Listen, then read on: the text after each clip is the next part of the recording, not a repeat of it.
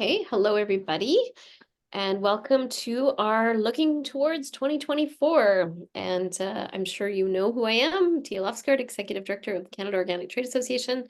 And I will be leading a part of the session today, along with my fellow team members, Kim Delalo. If you want to wave, Kim, in membership, Maylene Bosch on Regulatory Affairs and Government Relations.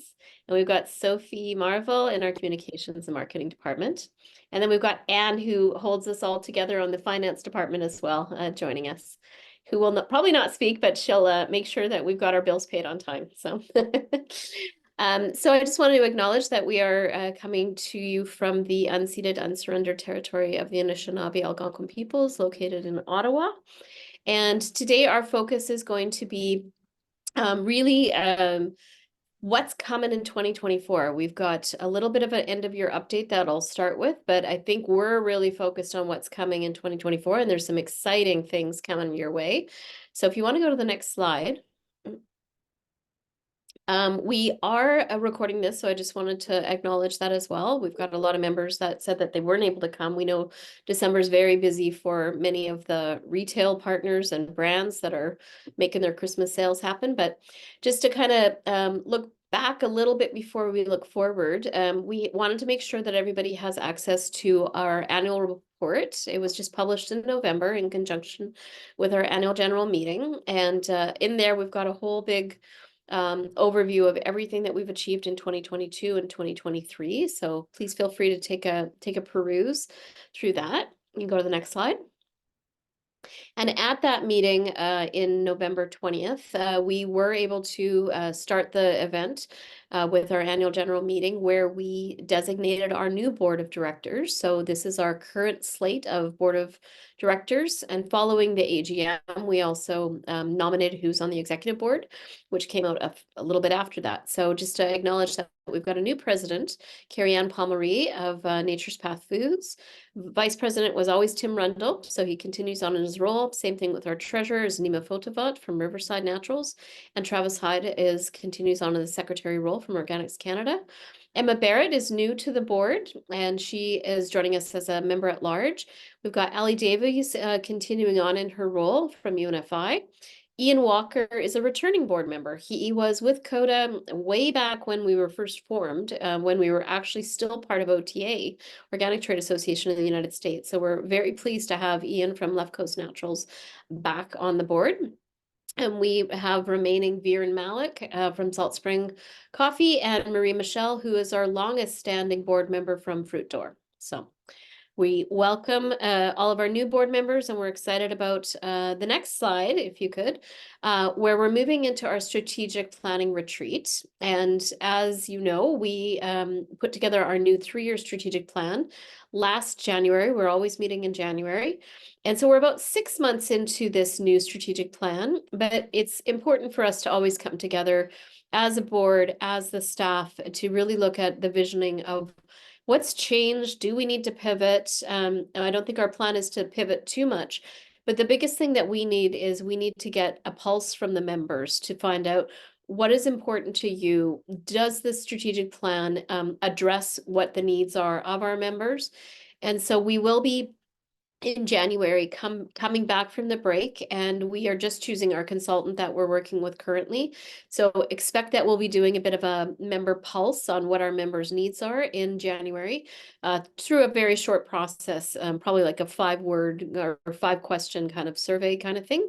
So stay tuned, but this is really what will help us understand if we need to pivot a little bit. Certainly, we are thinking a lot about the election in 2025 and how that impacts the work that we do on the public advocacy piece. So, you know, there could be some other changing terrain things that we need to keep in consideration. We don't know all of it. We want to make sure that we get your perspective on that. So, you can go on to the next slide. And the other thing that came out of our retreat last year was that we want to make sure that the data and all the work that we do is something that we make available to our members. So we, of course, have been doing a lot of work for data for the sector for multiple years. It is a very expensive and intensive process for us to put together all of this data for the sector. So our plan that came out of the last strategic plan was that we're going to put together the new organic market report. We just signed the contract with Nielsen. We're moving ahead to kind of get this whole full analysis put together in early 2024. And for any of our members that are paying over $2,540, you will get the data for free. And for members that are under that dollar value, we will have a data package available for you at a discounted rate to what it would be available to the regular market. So just really ramping up our membership benefits and making sure that we're hearing your needs. And certainly everybody tells us we need data, we need data. And so we're going to try and spend more of our energy and time on providing that out to our members. And you can move on to the next slide, which is very exciting news. We have been able to secure our next agri-marketing grant with 3 years of funding. And I just wanted to say that this is a agri-marketing program that we've been receiving funding since 2012, and many of you have benefited from the program. But we've got some new programs that we're going to be able to offer out of this next grant. If you can move to the next slide. So we're going to be putting together for our members an organic global export guide. And we certainly do a lot in this funding envelope when it comes to supporting people on export. But this is going to be a full-on directory of every single area that you need to know in order to understand the regulatory requirements when it comes to exporting to many, many markets around the world. So this is something that will be put out in the next couple of months. We've been working in the background, assuming that we would get this funding. So we're nearly ready to go, and you'll be getting a notification on that when it is ready for your consumption. If you want to move to the next slide.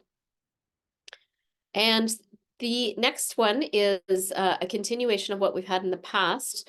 On the left-hand side, we do offer funding for companies that are shipping your samples to new potential export purchasers.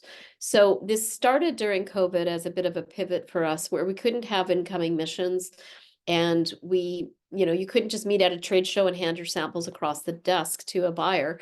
So we started this program about 3 years ago, and it's so popular that we decided to continue it, where we are able to offer 50% of your shipping costs for your sample products through our export support fund. So that will continue, and we were able to get more funding that we've had in the past in order to support our clients.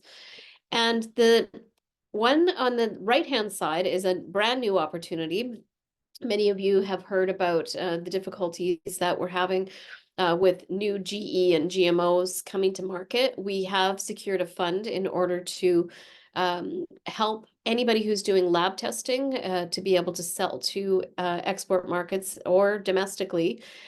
So this is something that we will roll out the details. We just got the funding confirmation, so we got to put together the program, and we'll be launching it in January. But it is to look at, seed purity, and it also is to look at final goods purity, not necessarily purity, but maximum residue levels, and to make sure that that we're able to sell confidently our products, exported as well as domestically. And I think it's really important for us to kind of keep a pulse on what's going on with how much these lab testing are costing the industry year over year as the world becomes a more contaminated place for us to try and coexist in. So you can go to the next slide. The next new exciting opportunity is we've finally been able to secure funding for some domestic market development. And you'll see on the future slide that we're going to get into a whole strategy in regards to market development for Canada. But we have been able to put together a fund for trade show attendance in Canada, as well as funding sales events, whether that's demos or other sales pitches that you're doing to be able to grow the market in Canada. So stay tuned. We'll be releasing program details on this in January as well. But it's exciting that we finally have a fund that is really going to support people to grow their business. You can move to the next slide. And usually on this envelope, we always do have some funding to attend international trade shows. So there's been 6 US trade shows that have been approved. We've already been recruiting for these for months. So Kim will definitely be circling around with you in regards to securing those contracts once we finalize our contract. And BioFoc is the only international show approved for this coming year. In the next funding year, which starts April 1st of 2024, we will have funding also for Natural Products Expo in the UK. So those are the approved international shows that we've got, but the 6 US trade shows is something that we consulted a lot on before we put in the application, and we're excited about having quite a bit of funding for those for our clients. Can move forward. And the other thing that we're going to be spending a little bit more time on with this funding envelope is how to make sure that we're continuing to understand what are the consumer preferences, what is the understanding of organic by consumers. We have been doing some great work on the Consumer Trust and Market Demand Roundtable, and you can see that some of the stats that I've currently got on the screen on the left-hand side comes from organic being included in a Agriculture Canada study.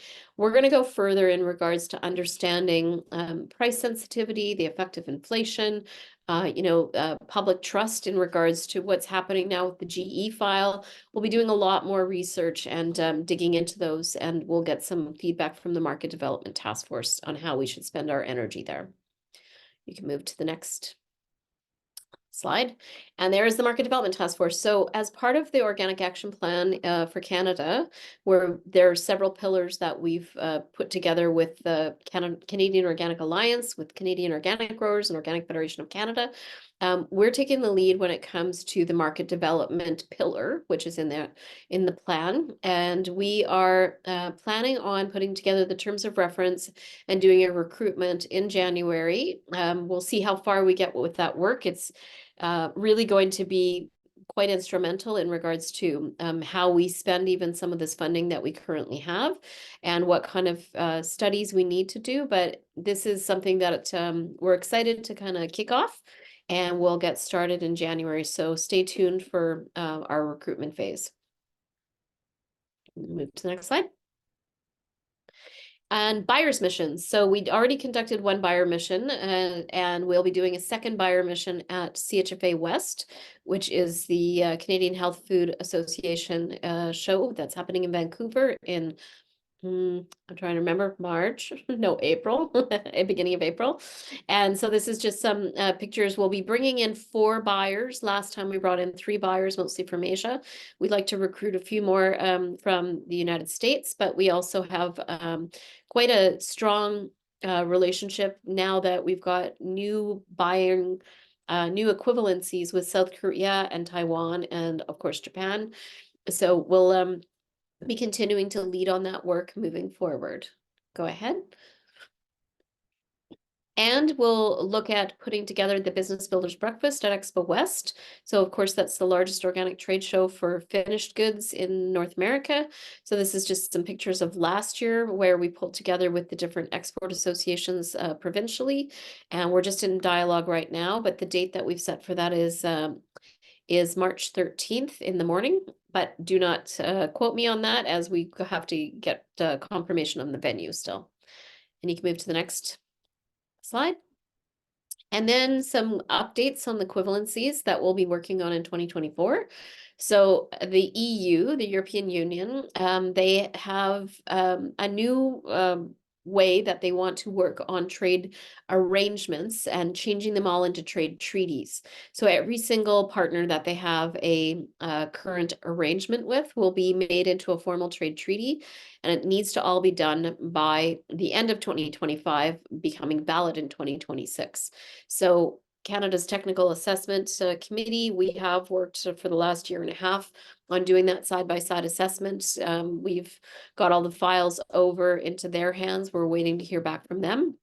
When I was in Brussels last week, we did have a conversation with their competent authority, and I did flag that if there's anything that they're seeing as critical variances, that we're in our standard setting process, and it would be wise to give us a heads up on anything that they're viewing. But currently, we have no critical variances with the European Union, and our hope is to continue not having any of these critical variances moving forward. With Mexico, Mexico was announced in 2023 as a 1-year pilot, and it's the first time that we're kind of having something with a trial period on it. So it has been confirmed that it will end in February 2024. Currently, the assessment is going on between the two competent authorities on the usefulness of the agreement. Well, not an agreement, it's an arrangement. And this is something that is in the hands of Canadian Food Inspection Agency and Global Affairs. So currently we've been told it's supposed to end at the end of February 2024. And then there's been discussion for a long time about when are we going to update the arrangement and clarify some areas that got a bit sticky between the US and Canada during the COVID years.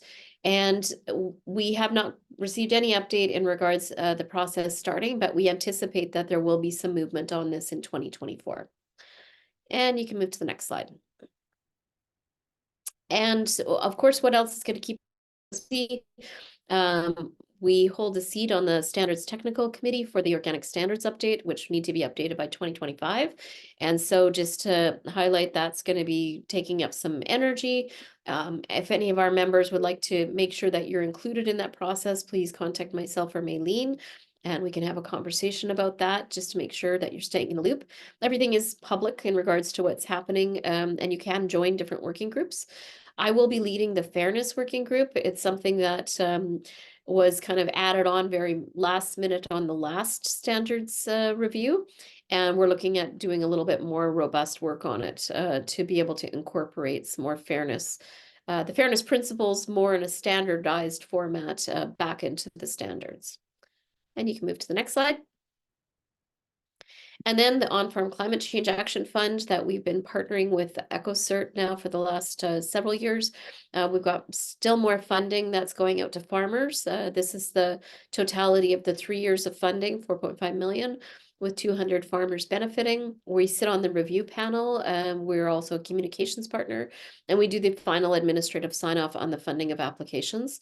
So we'll continue to do our work there, and we're looking forward, I think, to a new application going in from EcoCert for continued funding beyond this final year.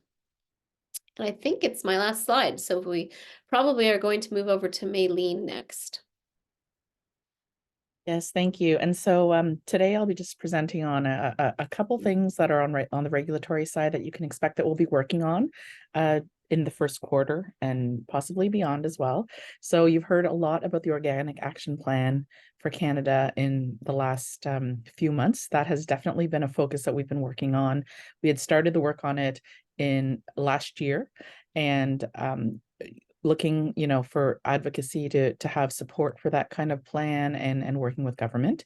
And so we've basically, in the last year, we've basically detailed it out a lot more. We're working closely with the COG, Canadian Organic Growers, and Organic Federation of Canada. This is the alliance that we formed, and this is one of the key topics that we work on very closely together.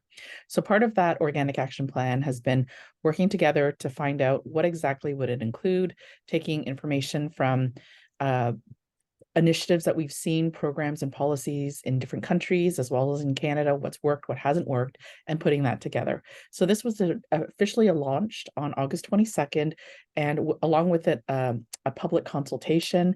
We do have that closed in the first week of November. And basically it shows very clearly, and this is something that we've been sharing with government as well, is that 95% of the respondents agreed that there is a need for an organic action plan in order to be able to grow the sector. So working towards that, next slide, please. That then led up to basically our focus for the Organic Summit. So CODA's flagship event, the Organic Summit, and the Parliament Day. So that's really everything in terms of the speakers we brought in.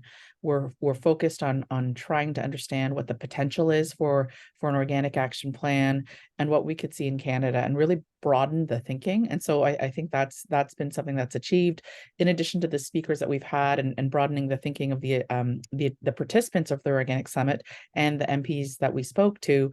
We also were able to have some of those discussions with different federal government employees as well, so that they could see the potential in other countries as well. So our organic parliamentary reception, well attended, great organic food as usual. We had over 100 attendees from MPs, senators, staffers, organic sector leaders. It was a really, really great event. Leading the following day, please change the slide. We took all the information from our wonderful organic speakers, inspired by Paul Homebeck and the example in Denmark and the European experience. We were armed with statistics from Rodell showing all the benefits scientifically proven for organic, and policy data from the US. We were armed with all of this data, and we came together. There were 33 organic leaders, farmers, business associates, passionate advocates from all across the country, from BC to the Maritimes. I think I heard, just speaking to everyone, how great it was to meet, all of the organic leaders from across the country, and to be able to exchange and see, the passion and the similarities and the challenges. So that was wonderful. We took all of that and we went into 16 meetings on Parliament Day with I think we got, Bloc Québécois, NDP, Green Party, Liberals, and Conservatives as well. So all of that. We had 4 meetings in the week following that weren't able to be scheduled, and we still have a few more planned that are really overflow into next year. And looking right now at all of the data and the feedback and the comments that we got from the politicians, and trying to put that together to ensure that our message is really fine-tuned, so that when we continue with our advocacy efforts, we really are hitting the nail in terms of the message that gets out there, that it's understood, that it's clear, it's simple, and it really shows a compelling story to invest more in organic. So that's kind of what we're doing right now, just going through a lot of the follow-up. A couple of things that I noted was that we actually do have organic advocates in all parties. And this is one of those things. Organic is a nonpartisan system, and it's that kind of thing. So that's really great to see. And also being able to, we know that we're gonna there's a lot of lead up into kind of election platforms, and being able to dig into what's some of the thinking of our politicians, our public officials, in terms of how we talk about organic. And so taking those kind of learnings, what did we put forward, what resonated well, what didn't resonate well for the party. So this definitely will be something that we take in further. And another thing that we got out of that was, it was such a compelling experience to have members speak to their MPs or public officials. And so we will be continuing. They go on break from the House this week for the holidays, and they won't be taking on their roles again in Ottawa until the end of January. So look out for some additional messaging that you possibly can have within your constituency, within your riding, to talk to your MPs about why organic is important and why it should continue to be something that they care about and invest in and learn more about. So look for that. And I would also say that thank you to all the sponsors and everyone who came out and participated, that it was really a fantastic event.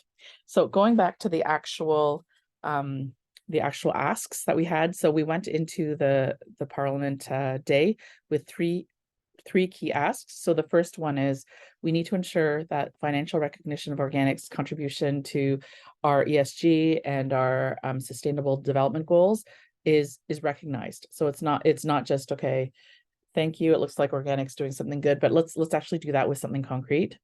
The second one is, in our discussions with policymakers and at federal and senior federal staff, basically it's kind of what we've seen before. We were looking for something that was specific for organic. And one of the challenges we've always had when we look at policies and programs is that a lot of the programs just don't fit organic. They haven't been designed to be able to handle our production system. They really favor large scale, conventional, traditional agriculture. And so one of those things is, in order to be able to change that, we need some sort of a policy, a directive, an act, some sort of a law or regulation. This is what other countries have. And basically, indicating that, there is a place for organic, and to be able to recognize some of the challenges and some of the growth opportunities, and being to lay out policy for that. And so that's one of the key things that we asked for as well, to be able to put that in a policy so that we can unlock that government support that we talk about.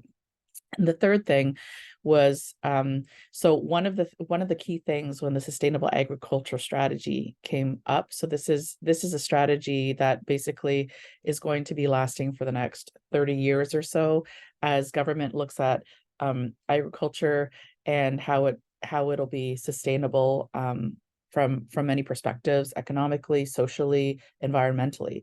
And so one of those things is, there's been a lot of work from COG and associates and their partners as well, to be able to understand and ingrain the idea that the organic is an important part of a sustainable agriculture in the future. And so one of the things that we've heard is that there's a reluctance or reticence to actually say organic. It's talked about, all of the things related to organic, but not actually incorporating this into the SAS. And so one of the things that we've requested is that with that recognition comes in directly incorporating the production aspect of our organic action plan in the SAS, so that it can be recognized and we can have programs and policies related to it. So those are our 3 asks. Next slide, please. And we put this forward. So one of the other things, if any of you had completed the survey, was we had talked. What we ended up with as an organic action plan at the end, and the framework is a little different than what we presented in our August 22nd webinar when we first launched it. So this is basically a living document. We continue to revise it based on conversations that we have with our members, with the organic sector, with public officials.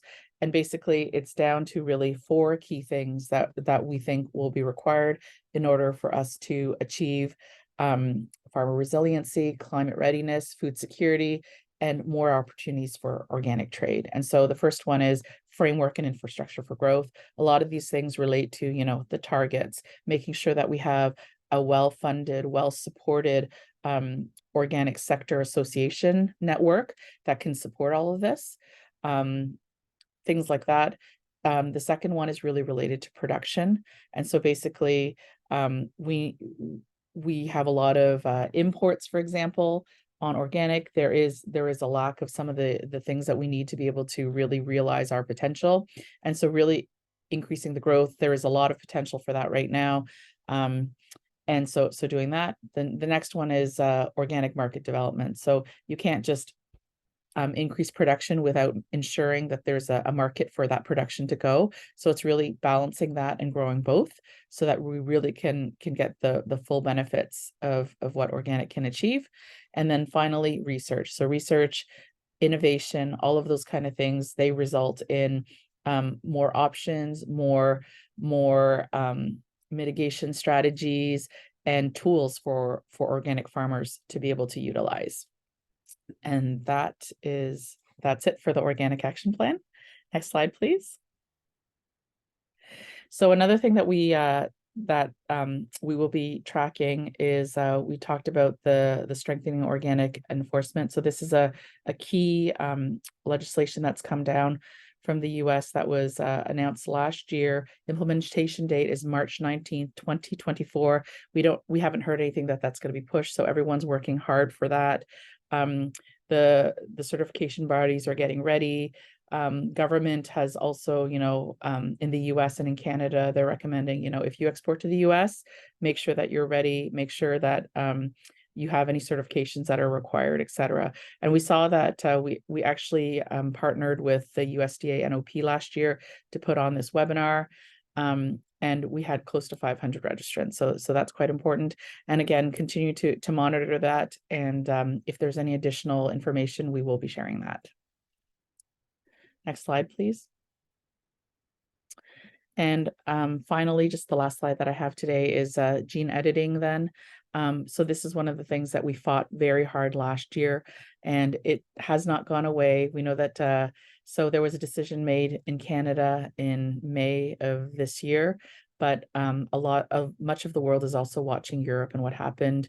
There was an announcement in Europe that they were proposing to deregulate new genomic techniques, or the gene editing that we've been talking about here. That was published on July 5th. And basically, with that, that's not necessarily a done deal, because any decision that's made at the European Commission level also has to be passed by the individual member states, or those individual countries that are part of the European Union. And so that's a process that has been going on. The most recent information that we did receive was that on December 11th, there was a European Union, the Agriculture and Fisheries Council.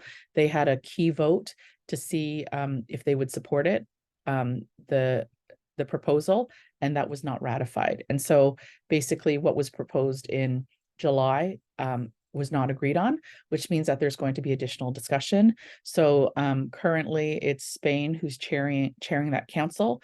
In January, that chair moves to Belgium. And so there will be additional discussion happening. And on top of that, in May 2024, there's supposed to be a European Union vote in Parliament, so that, you know, their government's going to change again. So all of those are saying that, you know, it's not a quick slam dunk done deal. There's still a lot of opposition to it. We're still getting questions from the UK as well. We're getting questions from Australia. There's a lot of in the organic sector that continue to monitor this very closely and are very concerned. And we continue to watch this closely, and we will support our European colleagues and look for opportunities where we can educate and share with our Canadian government as well. We actually arranged, Tia, when she was in the EU, she actually arranged for Eric Gall, the Deputy Director of IFOAM EU, to present to the Plant Breeding Innovation Steering Committee. So this is a steering committee that came about as a result of the minister's decision in May.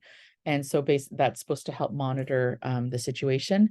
And basically it was a very, it was a great presentation, lasted close to a full hour of just him presenting on the history of new genomic GMO in Europe, new genomic techniques, how it's viewed, and where it's going, and some of the challenges. And the interesting part about it was there was quite a lot of myth busting that happened as well. There were some questions that were there that, you know, they even brought up the point about innovation as well, you know, because in Europe, for example, they have a lot of funding and research in plant breeding innovation, but for organic seeds, for example. So these are all the kind of things that, you know, traditionally our sector hasn't been seen as innovative, because we don't support genetically modified organisms. But just some of these other things that are out there to say, you know, it's a different perspective, right? And all of that. So we continue to take a look at that. CODA is also part of a non-GMO group. We are part of also IFOAM Seeds group, which is very focused on gene editing and watching that very closely. So all that to say that although there is a decision in Canada, we continue to monitor it, and we will see however else what else is required in order to make sure that we are protected in Canada and our sector. And with that, next slide, I'll pass it on to Kim, I believe. Yes, thanks, Maylene. That's great. And thank you to Tia as well. I think you can see that CODA is your passionate organic advocate. We are continually working in all these different sectors, you know, trade and policy, domestically, globally. And this work is absolutely vital. So we think of ourselves as the members' business partner. We are on your side. We're in your corner. We're really trying hard to develop relevant programs, seek relevant funding that will really help the sector, whether you be a producer, grower, whether you be a manufacturer, brand owner, and so on and so forth. So I'm going to tell you a little bit about what we're doing around these various different ways to celebrate and kind of amplify the sector. And so I'll take the next slide, please. So if you're keeping up with all of our emails, you're going to see that recently we had the annual fund kind of launched in a bigger way. All of the programming that Tia described, that Maylene described, and there's even more, on the go. It takes extra funds. I mean, it is kind of a fundamental that the financial health of the organization allows us to deliver on the objectives of the organization. So yes, we do seek and are successful in receiving government funds. Our members really help us through their member dues. And we seek out other opportunities for you folks to make an investment and also have an exchange of value where you get visibility and so on and so forth. So the annual fund is something, as it sounds, it is the yearly ask. It really is about cultivating organic change. We put the funds into really groundbreaking foundation building work that supports organic. And we believe that this supports the entire sector. In particular, it supports our members. So we just like for you folks to imagine what we can achieve if we do more together. So we really strive for accountability. You saw that Tia opened the presentation with the annual report. So we are accountable, and we're really doing a lot to promote organic and raising the visibility of the sector. This Parliament Day that Maylene was describing, really a successful moment for, really grabbing hearts and minds and changing the way people think about organic. And then obviously we need the technical things to support that, the framework, the pillar going into the SAS and so on and so forth. So next slide, please. We want you folks to know that we celebrate the sector, and we invite you to consider these dates as well. Put this in your calendar.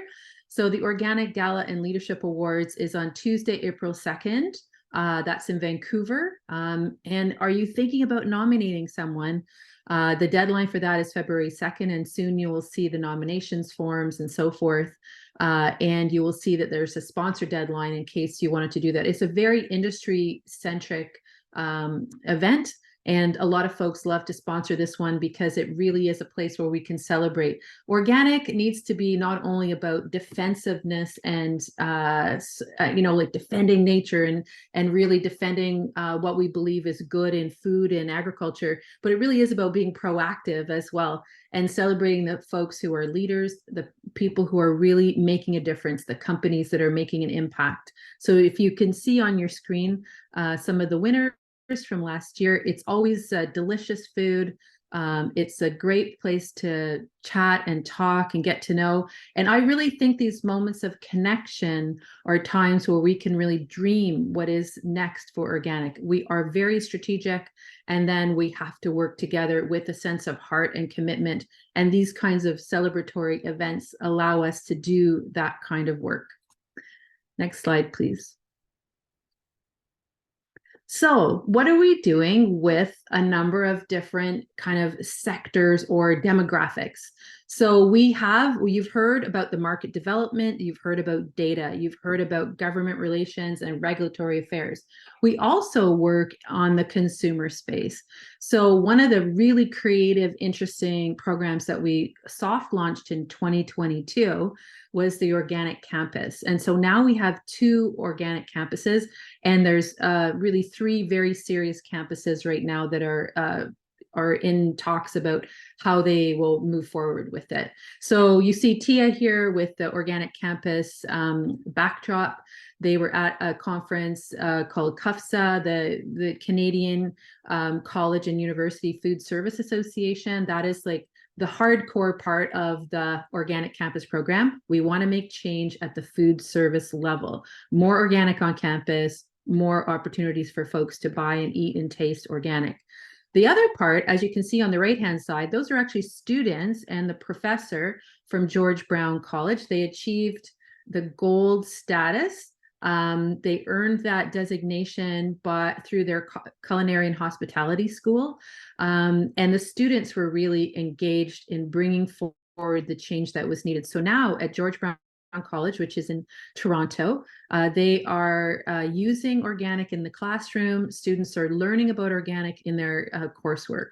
So we have had the support of the faculty, and the center photo is actually Joey Ma. She is the inventory control manager at George Brown. She has been a tremendous champion. So what we're learning about Organic Campus is not only are we trying to change food procurement and secure, changes in policy around organic in that way, which is long lasting and ongoing, we're also really driving to create a new generation of organic advocates by having the students engaged, by having the students lead events where possible. They are actually the next generation of organic. We know them to be Gen Z. This means that they are around 18 to 24. And they are very values-based consumers. They will, look at all the ratings. They'll look at their Instagram. They'll look at websites. And they really are looking for things that hit with their values. Environment is a huge part of this generation. So Organic Campus, we see great things there. There are sponsorship opportunities available, and through our opportunities kit, which you'll soon see released, that you'll see if this is a place where you want to get involved. It's good for your brand. It's good for the students. It's good for the next generation. Next slide, please. So I mentioned that Organic Campus is one of those consumer engagements. It's kind of like a double one because, as I mentioned, it's also talking to administration and faculty and about food service, as well as engaging the students. In engaging the students, we also engage the faculty as well. There are a number of other places where CODA is doing consumer engagements. The photo on the left is an event that we had at George Brown that they put on. They made a special organic cocktail. They had all these hors d'oeuvres, and they are, of course, culinary and hospitality specialists. It was really great. The next slide is where we are doing promotions during Organic Week, and we'll talk a little bit about that in just a moment.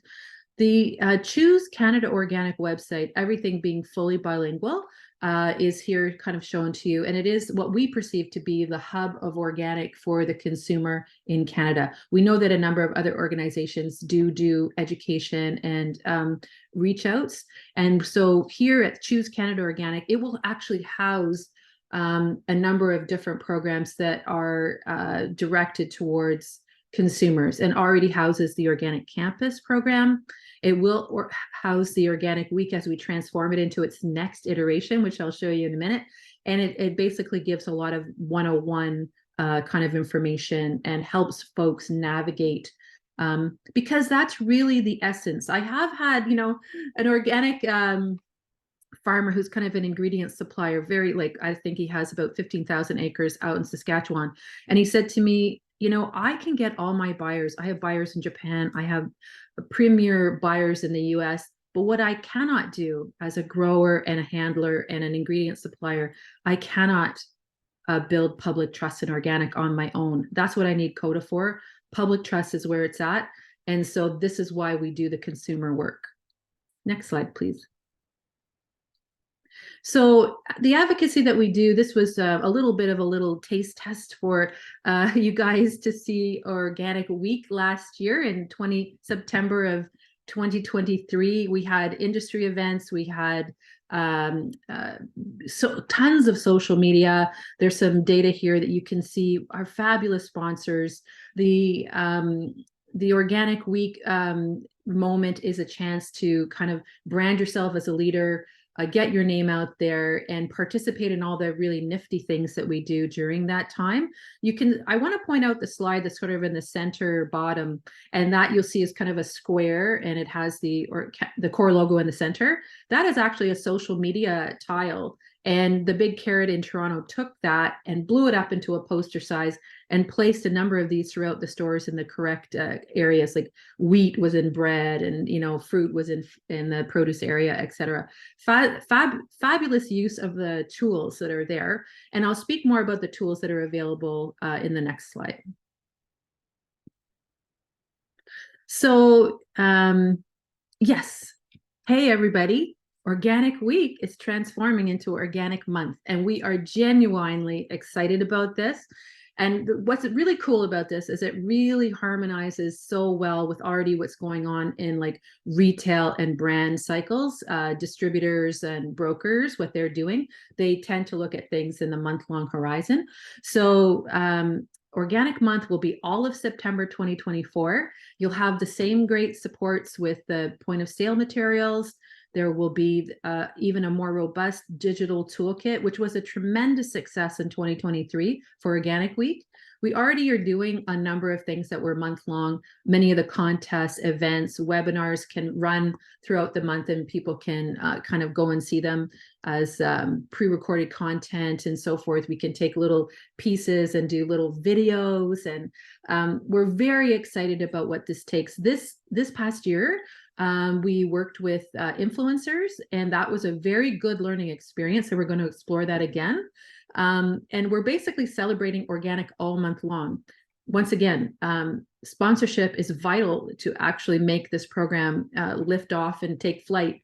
So if you are thinking that this is something that would be useful or meaningful to your organization, to your enterprise, you can always speak to me about Organic Month sponsorship.